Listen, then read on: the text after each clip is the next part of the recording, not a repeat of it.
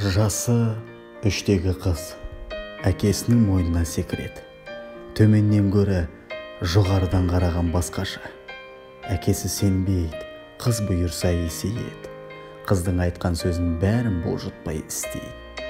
Жасы 6-дағы қыз әкесінің алдында отырады. Сыйлады кішкентай күшік, күнде кәмпиттер алады.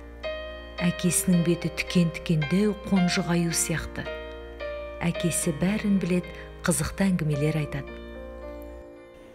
Жасы 10-дағы қыз боянғысы келеді. Мамасының сөмкесін алып бет-әлпетін өзгертеді. Әкесі жынданады, ұрысады, айқайлайды. Иә, кейде әке де осылай өзгереді. Жасы 15-тегі қыз есейіп қалған. Қалтасында темекінің қорамын тыққан. Әкесі баяғыдай отырса дейді мойнына. Қыз күледі. Ойлайды, әкем кішкене алжыған. Терезенің алдындағы қыз темекінің түтіні. Шашы боялған, естімейді әкесінің үнін. Әкесі дайындайды жаңа жылдық шыршаны, бірақ қызына керек емес бұның бәрі бүгін. Жасы 20-дағы қыз үйіне қонбады. Әкесі 100 әлде одан да көп телефон шалады. Қыз жауап бермеді, хабарласпады. Әкесі бір ұйықтамай үнсіздік қинады. Таң ата келген қыз, әкесі ренжулі оған. Қыз түсінбейді, есейгенін айтады. Әкесі қатты сөйлейді, қыз жынданғаннан заттарын шашып, есігін тарс етіп жабады. Күйеуге шыққан қыз анда-санда көреді әкесін.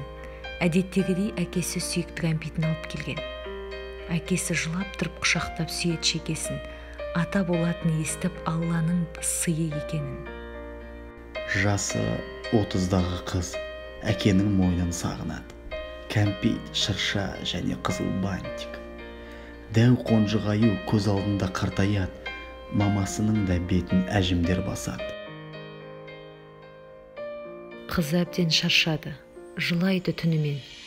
Әкесі телефон шалып сөйлеседі немересімен.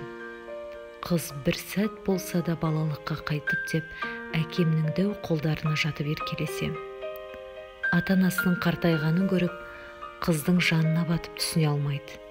Әке шаңырағы, иісі дәріге көміліп, қыз қаламайды және сен алмайды. Алды-артына қарамай, қашып жөнеліп, уақыты кер айналатын сиқырлы әлемге, баяғыдай әкесінің мойнына мініп, төменнен емес, жоғарыдан қарап әлем.